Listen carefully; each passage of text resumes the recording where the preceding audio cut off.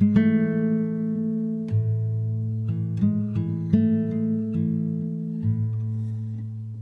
to RECO12. My name is Justin, and I am a child of an all-powerful and all-loving God and a recovering addict, and am blessed to be the host of this meeting and podcast. RECO12 is an organization with the mission of learning and sharing the similarities of addiction of all kinds, and gaining and sharing tools and hope from others who are walking a similar path. We come together from all places, faiths, and backgrounds to gain tools and hope from others who are walking a similar path. Speakers from our past meetings have represented many fellowships, addictions, and afflictions, and we look forward to continuing to add to the diversity of speakers and backgrounds. Today's speaker is Buddy C, and his topic will be Powerless, but not Hopeless. We will get to his talk in the Q&A afterwards in just a minute, but first for a little bit of business here. Just 2 days ago, on March 1st, RECO12 Shares went live on all podcast platforms. RECO12 Shares is an open to anyone, anytime, shares only, unaffiliated 12-step meeting. All are welcome to record a solution-based share that is uploaded to be part of a short 20-minute recorded recovery meeting available in podcast format anytime, anywhere. To listen to the first 2 episodes that have been posted, or to learn more and to record a share of your own, please visit www.reco12.com/shares, or click on the links in the show notes or chat of the live meeting that'll be in here to access that. There are also a couple of other RECO12 family of recovery resources on the horizon, and I'm super excited about these adventures and projects that I believe my higher power is directing RECO12 into. RECO12 is a self-supporting service, and we appreciate your help in keeping us working our 12th step in this manner. We gratefully accept one-time contributions through PayPal and Venmo. Through the links in the chat and show notes, we also have started a new monthly subscription program called RECO12 Spearheads. To join in and help support all of these cool projects, please consider donating at reco12.com/support, or click on the links in the chat of the live meeting or in the show notes of the podcast that will be there. We look forward each week to receiving from the light reflected from our speakers. That light inspires hope, meaning, worth, and growth in us, the listening audience. Now, let's introduce our guest speaker for today, another RECO12 first-time speaker, Buddy C. Now, here's a little bit about him. Buddy C is an author, businessman, father, podcaster, and a spiritual seeker since his early teens. Buddy made remarkable spiritual progress when he started questioning his belief systems when they did not help with his alcohol addiction. Through 12-step recovery and open-mindedness to spiritual ideas outside of his comfort zone, Buddy has been sober for over 12 years as of when this was written, and Buddy recently wrote the award-winning book, Powerless but Not Helpless, a recovery interpretation of the Tao Te Ching, a book that helps bridge the gap between a power greater than ourselves and the doorknob. Take it away, Buddy. The floor is yours. Thank you, Justin. Buddy alcoholic, sobriety date 11/10/08. I'm grateful for being here today, Justin. Thank you for the opportunity just to share some experience, strength, and hope. You know, as long as I stay in my experience, strength, and hope, I have a good day. When I get into the like we talked about earlier, the manipulation and the control and all those things, it goes when it goes toward Buddy, it's a bad day. So thank you so much. I was born in Atlanta, Georgia. No doubt, no hint from the accent. I tell people I'm from South Boston. They say, "What?" No, it doesn't work. I try to get rid of this accent too. I've been a businessman for years, and I had to redo my voicemail in my office. This was years ago, and it's the first time I'd heard my voice. And I said, "Press 0 for the operator." And I said, "Is that me? I sound like a freaking hick. What is that?" And so I re-recorded it at least 10 times. And every time I'd try to say 0 different, and I couldn't do it. And I just said, screw it. And I just left it the way it was. It is what it is. I've been a spiritual seeker, I think, all my life. I had a real experience with God in my early teens that carried me actually through into my 20s. I did not really start drinking alcoholically till my late 20s, early 30s. And it was as a response to business stress. I've always been an entrepreneur, and I had stress that I could not get relief from. So I tried alcohol, and alcohol worked. And it was not long before I was a daily drinker. Did not take long at all. Only a couple of years is all it took. This time I was drinking daily. I'm not going to go into a huge drunkalog. I'd rather spend my time on the good stuff. So, but I will say enough to qualify at least. So I was drinking heavily, and I'd put on a good bit of weight, 30 pounds or so, drinking. And I'm not a big guy, so it was a lot. So I said, I'm going to go on a diet to lose weight. So what diet can I do and still drink my 90 proof Smirnoff? What diet would that be? So I found the Atkins diet. So I went on the Atkins diet, and over 9 months, I think I lost 10 pounds or so. I did have to go to a different mixer, though. I couldn't use my orange juice anymore. I had to go to Crystal Light lemonade and 90 proof Smirnoff. What a combination. And one day I woke up and I had a severe pain in my stomach. And I went to the hospital, and I had pancreatitis. Lost 90% of my pancreas. Was on a ventilator. They told my wife to pick out my pallbearers. I had a 50-50 chance of living. I was in my mid-30s at this time. I was in the hospital for 6 weeks, 2 surgeries over the course of a few months. The last time I was in the hospital, when I came out, I weighed 133 pounds. So it had really ravaged me, and I was a diabetic because of my pancreatitis at that time. But within a couple of months, I was drinking again. I could not find really, I asked God to help me with this, and I had as good a good relationship with the God of my understanding at the time. And I always thought that God helped me with things. I don't know if I was taught that, or if that's just what I gathered from the things I learned, that I did my best and then God would do the rest, kind of thing. Was what my part was always doing all I could do. And it was always me and God. I wasn't concerned about others unless there's something I could, unless I was in good shape and everything was good, then I should have concern for someone else. But it was me and God. I had to figure this thing out. That did not work for my alcoholism. Did not work at all. So I struggled and continued to drink, ended up getting a DUI. Fortunately, and this is just God doing for me, I don't know if it's providence, where everything is preordained, or if I'm beginning to think it's more like Romans 8 that talks about every detail of our lives of love working to something good. I think it's maybe more of that. I don't know. It really doesn't matter. I got the DUI in a neighboring county. I have a lake house. I had a lake house then, and I was coming back from the lake house and woke up in jail. So my business, the county my business was in, which dealt with the public a lot, no one knew.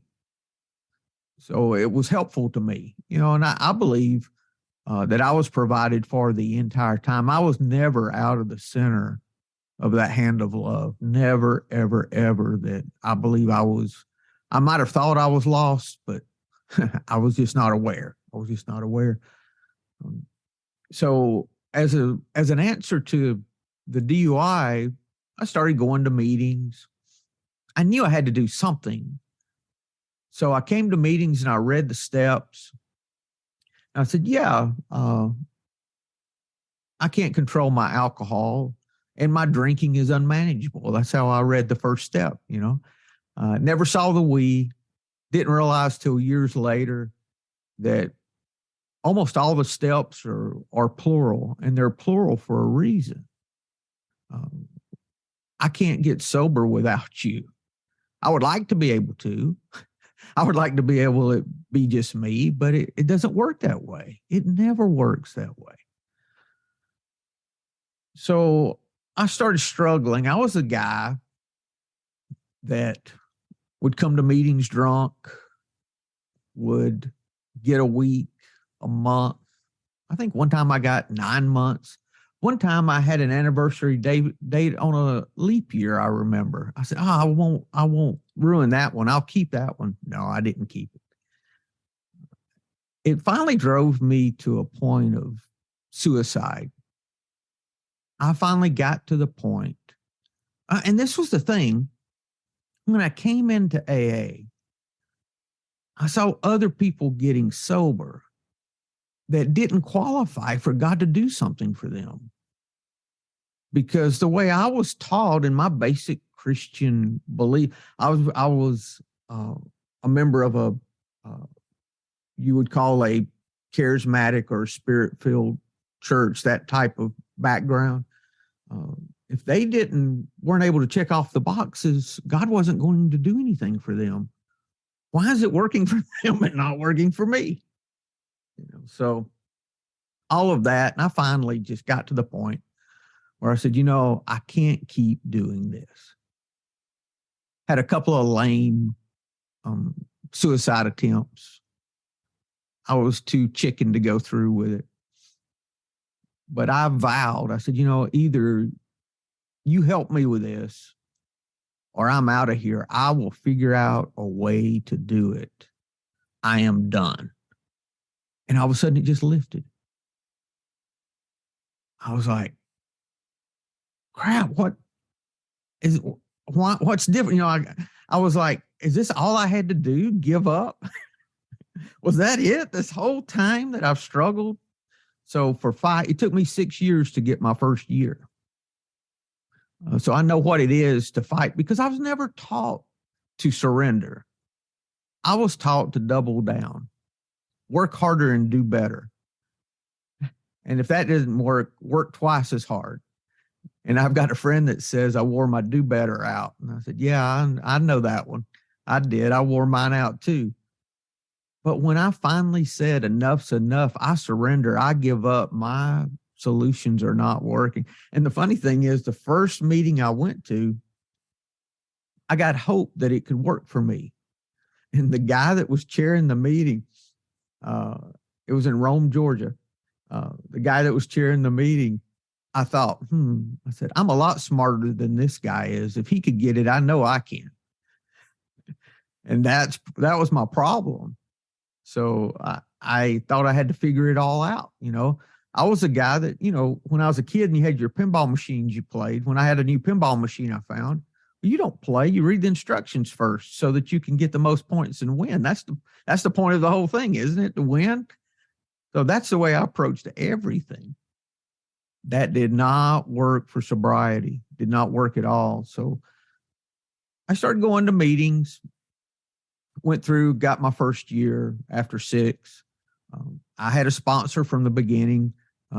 Interesting enough, I was presented with the sponsor I needed at the time. I'm always presented with what I need at the time. Always. I've had 3 sponsors and everyone was the right one for me at that time. My first one did exactly the same thing I did. He was in and out, and so he understood. That's the great thing that I found in recovery. We meet people who have been where we are. Everyone's been it 5 days, 1 day. If they've got more time, they've been where you are. So I continued in recovery, and I was serious about my recovery. But I was still lacking something. I knew my spiritual, I didn't throw out my Christianity. And I saw the principles of AA work. They were transparent principles that worked, with any belief system that I've had. I said, let me start looking at some other belief systems and see what what works for me. If there's anything I just knew I was lacking something spiritually. I wanted to continue to grow. And I mean, I read the New Testament through every year for a number of years using the YouVersion app. And I just read through every year, except Revelations. When I got there, I skipped on over to Matthew to start again. But as I continued, I started looking at Buddhism, and I read the Nag Hammadi and all the Gnostic writings. If you've never read the Book of Thomas, I would suggest it. Lots of good things in the Book of Thomas. I read the entire Nag Hammadi, which is a huge book. Looking at all these are all the lost non-canonical books that were written, or a lot of them that were written about Jesus Christ and all of his teachings. So I went through all those things, and I stumbled on a painting called The Vinegar Tasters. And The Vinegar Tasters was a metaphorical meeting, and there's a story that goes along with it. It's told different ways, but this is the way I heard it. It was a metaphorical meeting between Confucius, the Buddha, and Lao Tzu. And Lao Tzu is contributed with writing the Tao Te Ching. Now, I did not have a clue what the Tao Te Ching was. If we lived in China, we would have a Tao Te Ching in the house, just like most families, at least in the South and a lot of the U.S., have a Bible in the house, or at least know what the Bible is, may be able to recognize some verses from the Bible, that kind of a thing. Even people that have never been in church know what the Bible is. Well, it's the same way with the Tao Te Ching. That's spelled Taoteching. It's the second most published book in the world behind the Bible. So that kind of gives you an idea. So it was Lao Tzu, Buddha, and Confucius was the third. And they used to have vinegar tastings where they would taste vinegar. They used vinegar for a lot of medicinal purposes back at that time, and they would flavor it different ways.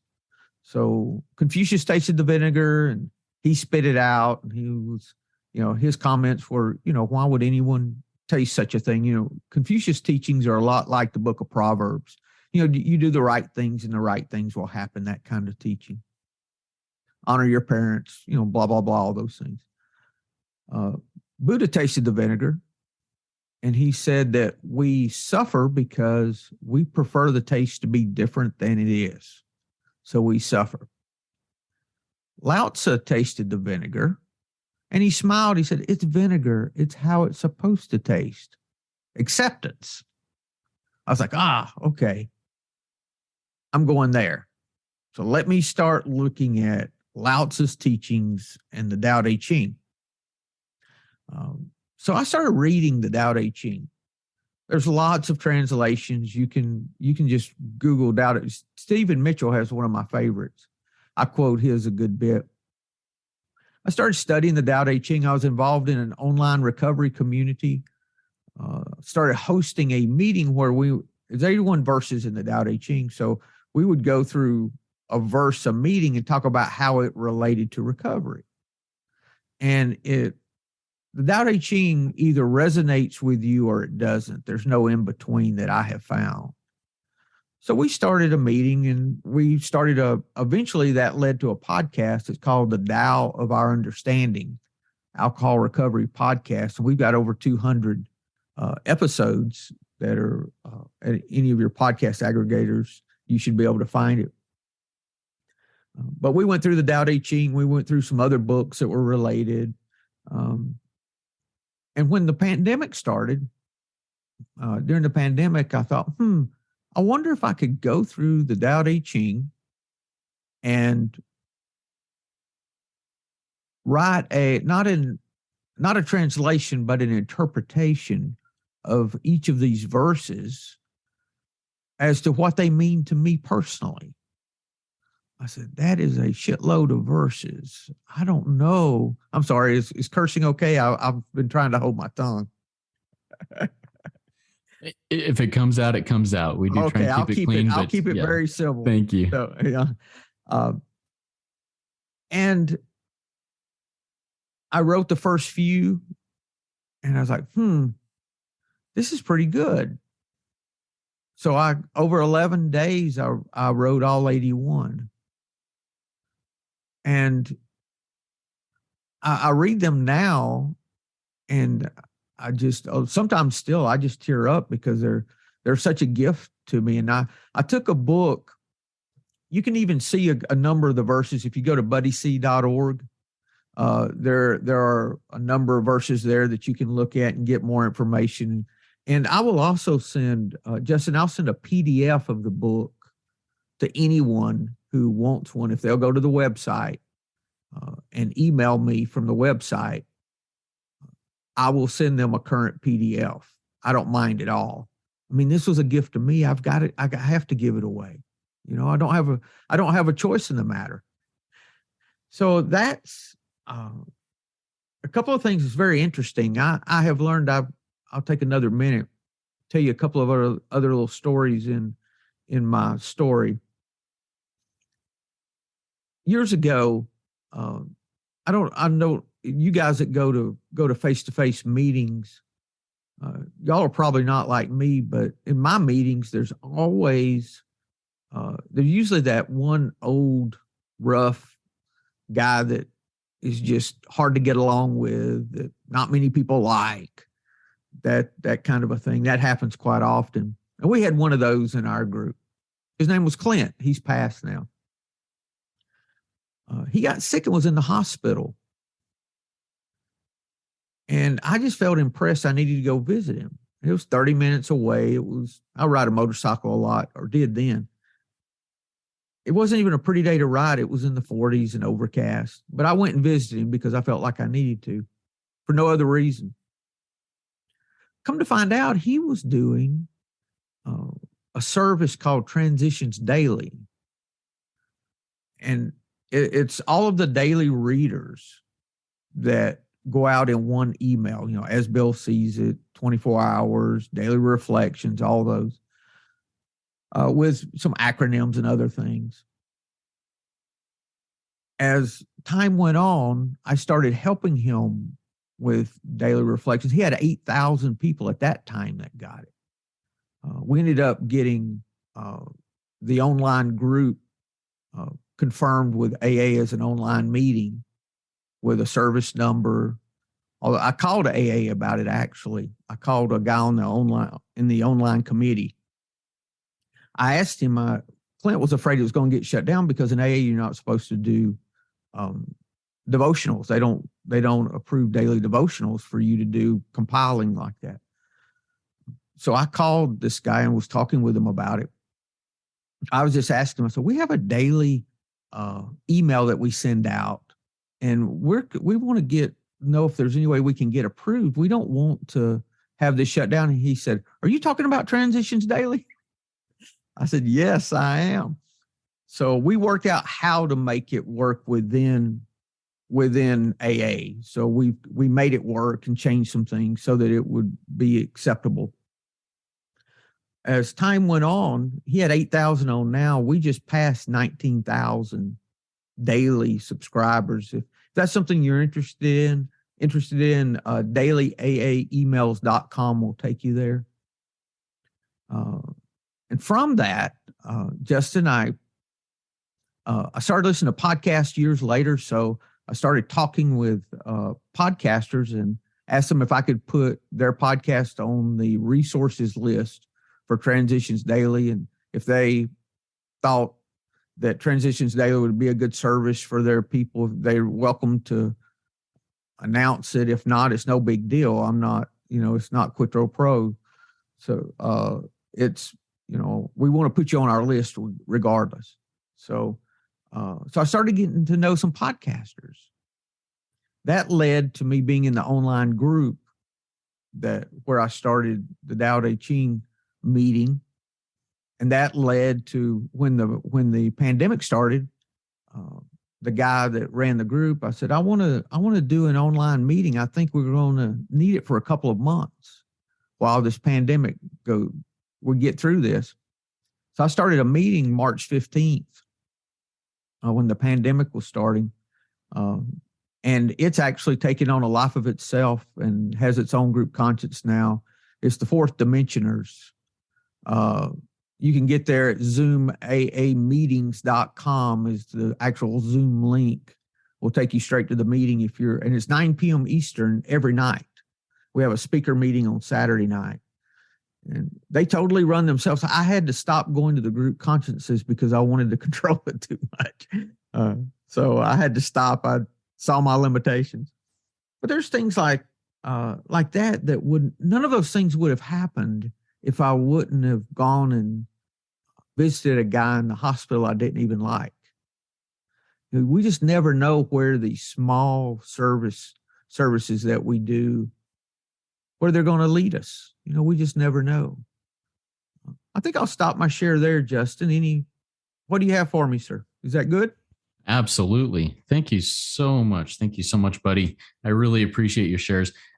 So all of these resources that you've listed, I've taken note of them. I'll put them in the show notes of the podcast so that anybody who goes to the podcast and goes to the show notes can find them. Link to all of these things. We'll make sure they're in there. And a little bit of, I would love for RECO12 to be added to that list of podcast resources on that email. I would be happy to. If you would. Yeah. So we'll make that happen. But I wrote down several things that just, when you said them, I went, oh, that is something that I need today. Before we get to that, a reminder to our live audience, for any questions you may have for Buddy, please type them in the Q&A link at the bottom of your Zoom window. We will get to those as they come in. But I loved the statement you said that somebody told you once. I just wore my do better out. Man, that just speaks so loudly to me that, I grew up in a very similar type situation, faith type situation where, hey, God helps me when I do this, when I check off these boxes. And what a freedom it has become to recognize for myself that there are others who don't check those boxes and yet God helps them. And so why not me? Exactly. And now all of a sudden I can accept it rather than say, oh, well, I guess I didn't get that because I didn't check that box. No, it has nothing to do with that. What a beautiful thing. Can you expound on that just a little bit for us? I would be happy to. Sometimes, since I've written this book, people think I've become a Taoist. I have not become a Taoist. That's a whole different thing. That's the difference between if you read the teachings of Jesus and became a Catholic or Presbyterian or some other form of religion. The great thing about the Tao Te Ching was that it spoke to that do better issue. Things like, can you allow the mud to settle, the turbid water to settle, so the right answer appears by itself? I mean, that was exactly what I needed to do. Or one of my other favorites, stop thinking and end your problems.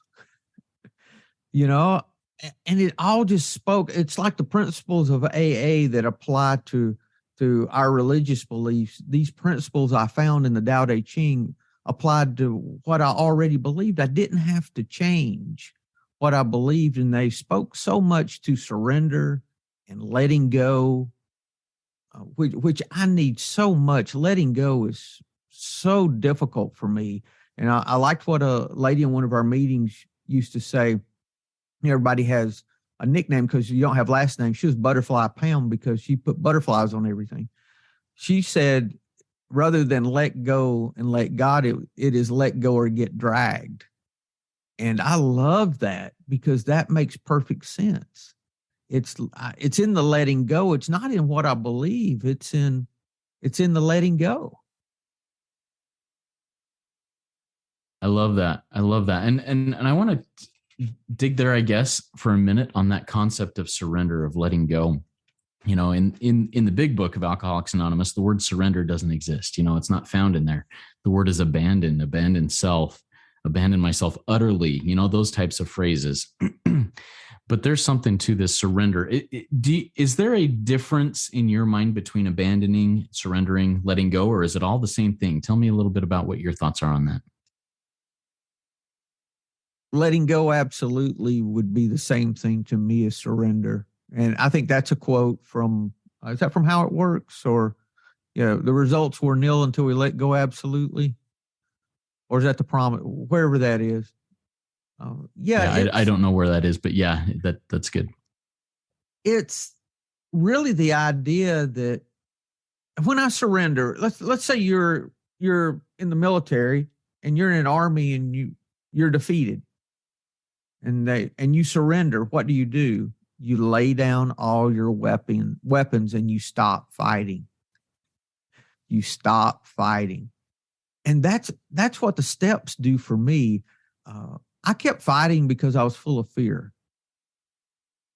And the steps helped me to identify my fear and turn my will and the cares of my life. Let all those things go. And my understanding of that now is let those things go to love, really. It's love that changes me. And the other thing, Justin, with the belief systems changing, the biggest thing, I thought I believed, and then I changed, and then I would be able to love people. But it's the flip of that is what I have found. I act my way. We've heard that forever. Act our way into right thinking rather than think our way into right acting. I don't have to believe anything. If I go and love someone and help someone, I see my life change. I see my life change. And that's always worked for me every time. And all I have to do is be open and available. So that's flipped on its head. It really has for me. Does that make sense? Is there anything more with that you would like to? I really appreciate that. Yeah, it totally makes sense. In my own experiences, like you said, I thought I believed, and then everything flipped on its head. And I think for me, I thought I believed, everything flipped on its head, and it all of a sudden made me a better believer than what I was before when everything flipped on its head. And what a cool experience that was. We've got a question from our live audience here. Ryan says this: thank you for sharing that initial surrender moment. Sometimes I have a hard time hearing those experiences and thinking, and that was it? Everything's better forever? And then he says, I've come to understand that it's often not so smooth, at least for him. Can you talk a little bit more about your learning to surrender process after that initial surrender? Thank you, Ryan. That's an excellent question. I believe the entire program is there to teach me, to show me how to surrender in more moments of the day. That's the entire program for me. The program gets those things out of the way that cause me to hold on and to think I needed to control to make something happen. My fear of failure, my fear of financial insecurity, my fear of not pleasing people, all those fears. When I started surrendering those fears, I remember my son, he was star student and didn't go to college because he wanted to drink and drug. And it just upset me that he wouldn't go because he could have went to school anywhere he wanted to go, be anything he wanted to be. But he chose not to. And I was very upset about it. And I couldn't get over the anger because I thought he was wasting his opportunity. But I stayed angry. So I went to my sponsor, did what I was supposed to. I said, Wynn, I do not know why I can't get over this anger. So we started talking about it and digging down into it. It wasn't about him at all. It was about him embarrassing me. That's what I was really upset about. And that's the kind of gifts the program. So what did I do? I surrendered it. I use page 84 a lot, which is the 10th step that we look for on dishonesty, resentment, and selfishness, and fear. And when we see these things, we ask God to remove them at once. We make an amend quickly if we need to. We tell someone about it, and we turn our thoughts to someone we can help. And if you look just after that, it says love and tolerance is our code, and we stop fighting anything and anyone, even alcohol. So the love and tolerance is about stopping the fight, and that can only happen if I'm going through this process and working this in the rest of my life. So the surrender is the same. I've got a really good non-AA book that I love on surrender. It's David Hawkins' Letting Go, the Pathway to Surrender. If you go to buddyc.org and click on the resources link, number one, there's a resources link there that has all different kinds of resources, including podcasts and all those things. And that's another place I'll get you listed, Justin. But it also has, it has another thing I'll tell you about too. It has that, and it has a bookstore with links for all those books, all the books that we've used, including this book. But it is an incredible how-to on how to surrender. It's very, very good. And I also have a daily Tao email that I started writing. And there's a sign-up link there at buddyc.org.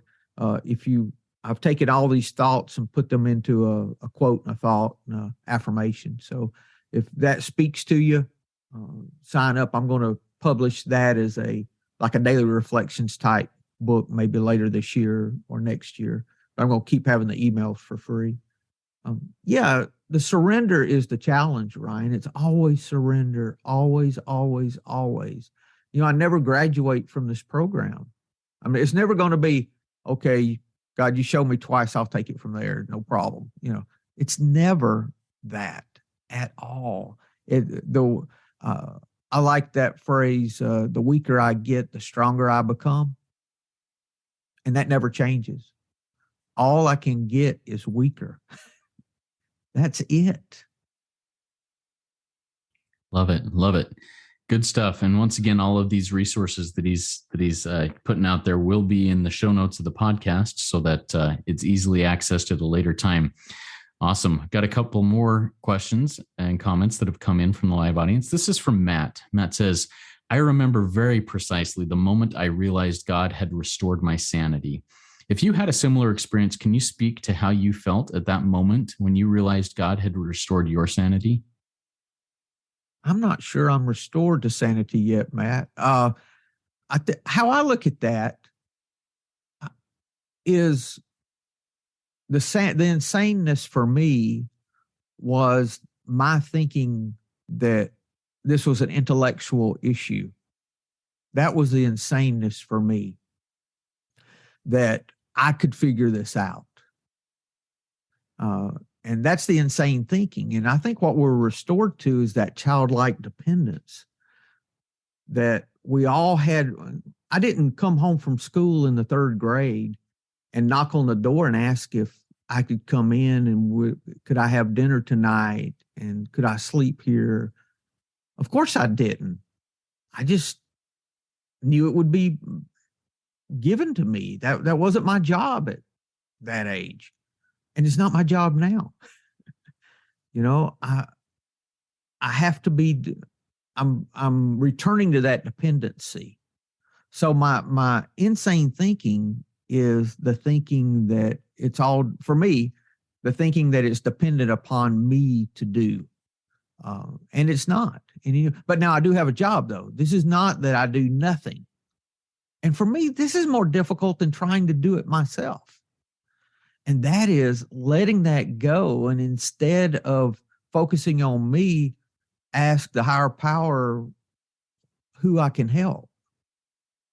And be still until I see who is placed in my path to help, who to pray. If I have an issue going on, I have someone to pray for about that. And someone's placed in my path. And I do that page 84 all of the time. I have affirmations associated with page 84. I have people with any issue I've ever had. I ask, well, who can I pray for? Who can I help? And sometimes it's just someone to pray for. Had a sponsee that was getting divorced.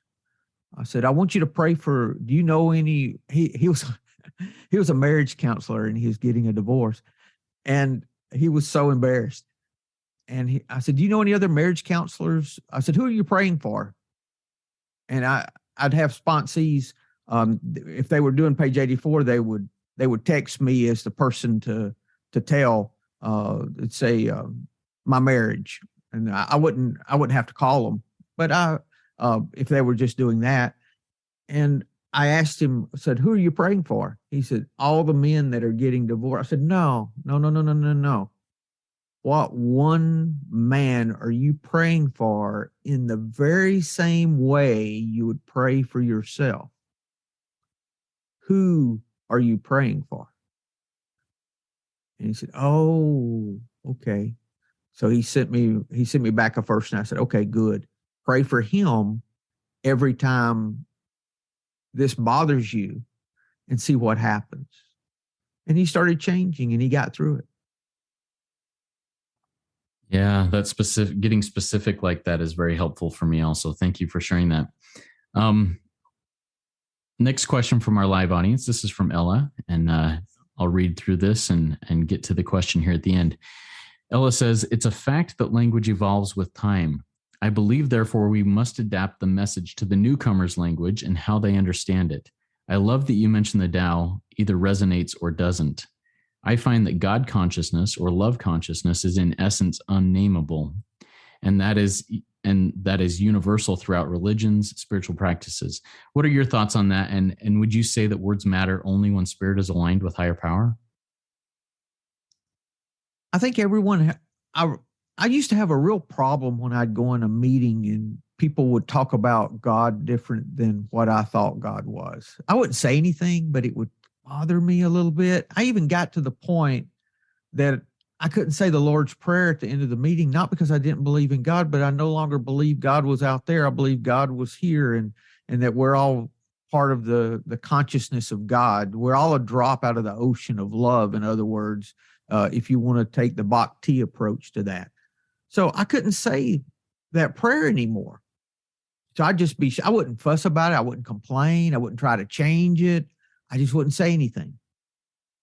And one day I was in a meeting and I realized, and this is how I think knowledge comes to us, real knowledge. I realized that everyone has their own God language. No different than if we spoke different physical languages. If you spoke German, I don't like the way German sounds, but you're not wrong for speaking German if that's, your language. I mean, and taking that same approach to spirituality, that everybody has their God language and it's all a little different. So from that point on, I could go to a meeting, I could say the Lord's Prayer after the meeting because we could share a common language then, even though it was not my language. And yes, I see love as being God, or how we think of, and actually really even more than that, what love does. Love drives us to the current moment. We can't love anyone unless we're here right where our feet are. We can't do that at another time. Fear takes us out of the moment every time. Fear takes me to yesterday, with regret or guilt, or tomorrow about worry. So another way to look at God is now. That's another 3-letter word for God. And that's what love does, is it brings us to the moment. And love's what changes me every time. It's not me praying and ask to be changed. It's when I choose to love instead of act out on my fear. That's what smooths me out. So yes, I'm right there with you. Thank you. Thank you, buddy. And the next comment question here, I think you addressed just now, but I want to read it because it's really powerful. And I think, and if you have anything else to add to it, please do so. And I think that somebody could say this from coming from any faith tradition where they are, pretty devout followers of that faith tradition. Abby says, "Hi there. Thank you so much for your share. I found it both comforting and challenging. I'm a non-denominational Christian. I love Jesus and my faith is really important to me. I think it's really good that the 12-step programs are inclusive of other faith backgrounds, and I want to love and hold space for everyone regardless what they believe. But I'll be honest, it's really hard to see other people of different spiritualities thriving in program while I'm struggling to maintain my own sobriety. I don't believe it invalidates my faith, but it does make me feel really insecure. I'm not sure how to handle it. Any advice would be welcome." Any additional thoughts on that, buddy? Yes. I have some experience with that, Abby. I felt the same way. I realized God was much bigger than what I thought God was. I had God in this little box, and I had answers for every question you could ask. I had the answer, and I've thrown all of that out. And I've said, I'm going to stay with what works for me, and that is staying in this moment and asking who I can help, and just stay there and ride the moment. Just keep riding that wave and not even consider, well, are they right? They're all going to hell, or they're whatever it is. I stopped trying to figure all of that out, because I figure if I'm walking in love to the best of my ability, whatever happens, I'm going to be a part of. So I'm not really that concerned with it. And the concern's getting less and less. Even the Bible says that, 1 John, that God is love. For me, that means love is an action. That God is an action, because love's a verb. Love is an action. And if I work the program the way that I'm taught, and I look for a way to be helpful, and I'm just open-minded, that's really all. You can try this. This is what I do before a meeting. And during a meeting, if I'm having an issue, I open my heart. I may go around the room and do this to each individual person. I open my heart to the person. I send them love, and I ask, how can I be of service to them today? I do those three things every time, that, especially if I'm a little anxious or there's some disturbance there. I open my heart, I send them love, and how can I be of service to you? And I just go around and do that. And man, it makes my meetings better, makes my day better. Just looking for a way to be helpful. I started when I went to the grocery store, parking in the second or third best parking spot instead of the first one that God blessed me with, right? God bless me with his parking. Yeah, right. So, that kind of a thing. It started changing me. I quit being so aggressive driving as I used to be. I would get in the car with my wife, and instead of waiting till she made me change the radio station to what she liked, I would change the station when we got in the car. Those little things that we can do of loving kindness, and really just walking it's a compassionate lifestyle. Really, I believe in a non-judgmental. Course in Miracles really helped me a lot with that too. If we, when we defend, we're inviting attack. There's a lot of things like that come from Course in Miracles. I had to get over the verbiage they use because I didn't like it, but that's another one of those things where everyone has their own God language. So, that's great. Thank you. I hope that was helpful. Oh man, and that stabbed me to the heart, that not taking the best parking spot because God gave it to me. Man, that just stabbed me to the heart. Now I'm going to have to rethink that and go for the second or third best so that somebody else can have that best one. That hurts my selfish heart. But thank you for bringing that to my attention. I appreciate that, buddy. All right. Have another question. We may have time for one more after this. We'll see. But this is from an anonymous attendee. Anonymous attendee says, I understand that love and acceptance is our code.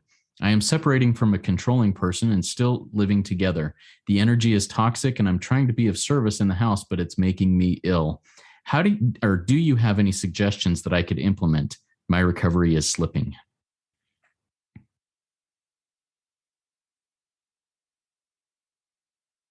I was in a relationship that was difficult, and I eventually left the relationship because I just couldn't. I wasn't spiritually mature enough to be in that relationship and maintain my sobriety. I just couldn't do it. I learned a lot of things. She liked to fight, and she would fight and get fiery. And I realized that I didn't have to respond, and the fight would end. She wouldn't like it because she wanted to fight, but I just stopped responding. No matter what she said, it didn't matter. I don't need to defend. Every time, like I said a while ago, when I defend, I'm inviting attack again. And that stopped the fight. And the relationship, learning to practice those things. Now, just because you're practicing love doesn't mean that you're a pushover either. Doesn't mean that. Practicing love is really part of seeing those things I can change and those things I can't. And then taking action with the things I can change. But it doesn't mean that you're a pushover. Now, maybe the service you need to be doing is toward someone out. If this was a sponsee of mine, I would say that the loving action should be towards someone else who is in a relationship or in need, because you're benefiting from those actions. And that's not really service if you're benefiting from the action. That's just me. That's just me. That doesn't mean you don't need to love them and be tolerant. I'm not saying that. But if you're looking at it as working page 84, for example, I always use someone totally unrelated that I am not benefiting in any way if I'm working that. And I'll stay close to my sponsor. Do you have a sponsor? What is your sponsor suggesting that you do? And lots of meetings while you work this out. That's how I would approach it. Yeah, thank you so much, buddy. All right. I'm tempted here to read what my favorite verse that I read through in this and have you comment on it. You'd like me to do that? Okay, perfect. Sure. So being we haven't read a verse out of the book at all, so yeah. That'd be great. So verse number 36, and it reads, "The mystery of surrender. I must stop resisting my addiction for recovery to work. To weaken something, I must first stop resisting its strength. To reject something, I must first accept it. To possess something, I must first give it away. This is called the mystery of surrender. The submissive and flexible overcome the resistant and unyielding. Unless I learn to give when I am in need, the application of this truth remains hidden in deep waters." That just hit me really hard when I initially read it. Tell me a little bit more about your thoughts around that and how that works in your life. Basically, what we've been talking about this entire time could be surmised in this one verse. I have to stop resisting what's going on. I remember the first time that I experienced this, it was with anger. It was January. I always file extensions and do my taxes end of the year in August. And I was thinking about how my accountant, is a really good accountant, but I have to fight him over his fees every year. And it's January. And I'm thinking, he is going to screw me on my tax. And I was getting mad in January thinking about, all the push with him coming in August. And I just read the Hawkins book. We actually did a book study on the book with some recovery people over the course of a year. I said, I'm angry. It's a chance I can use the letting go pathway to surrender things I learned. Okay. I am angry at Luke. He is going to screw me on my taxes. I let myself be angry. instead of resisting it. Oh, I shouldn't feel that way, buddy. This is ridiculous. All the resistance and the fight in the head, right? And all of a sudden it started going away, like quickly. And I would be ill all afternoon about it normally. That's how I used to be, was ill all the time. And I was like, wow, this really works. And by the way, meditation's been a big help with all of this too. That really, I started meditating at 8 years, and meditation has been huge. Actually, I don't pray. I pray now, but it's listening, not asking. I spend a lot of time listening. Yeah. Love that. Thank you so much for sharing this. Buddy, before we close out, do you have any final words of wisdom for us? Just get in the middle of the herd, whatever your herd is. You don't have to do this alone. I would open myself up and say, I'm available. I am willing.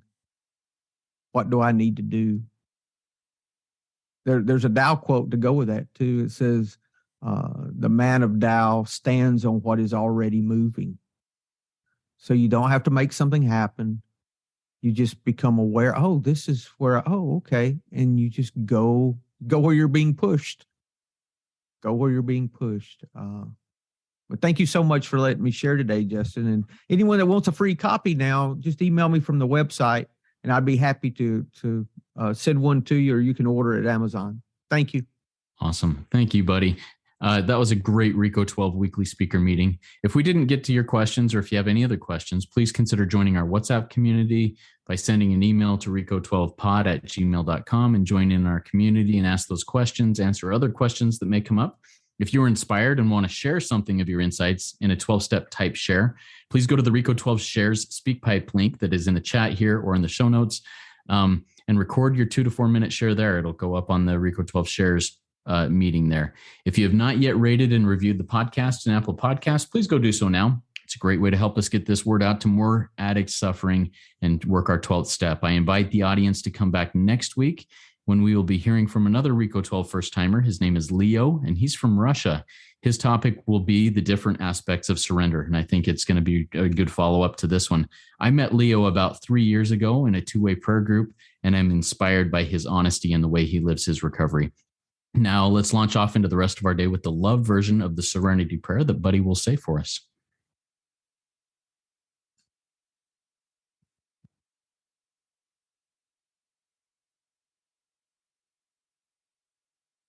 Hold on. God, grant me the love to accept the things I cannot change, the love to change the things I can, and the love to know the difference. Amen. Thank you all. There's one who has all power. That one is God. May you find God now. Keep coming back. Let's trudge this road of happy destiny together.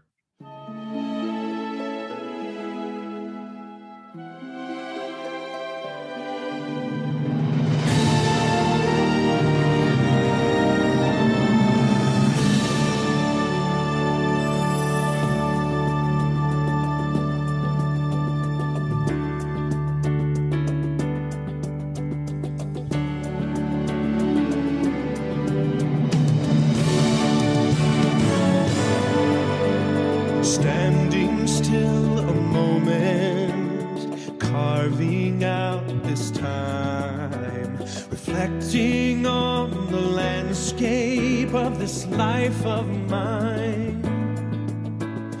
Peaks too high to conquer, streams too wide to cross, troughs too deep to walk through without incurring loss.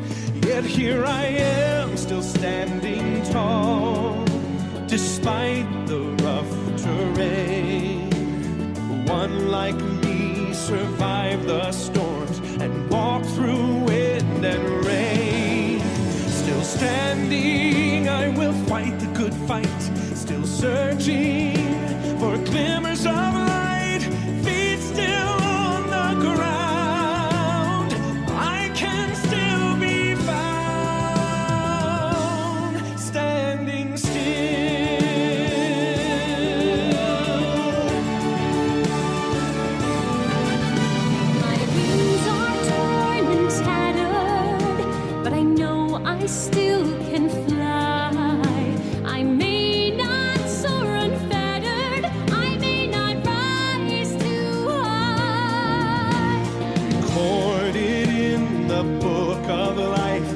blinded with the sin.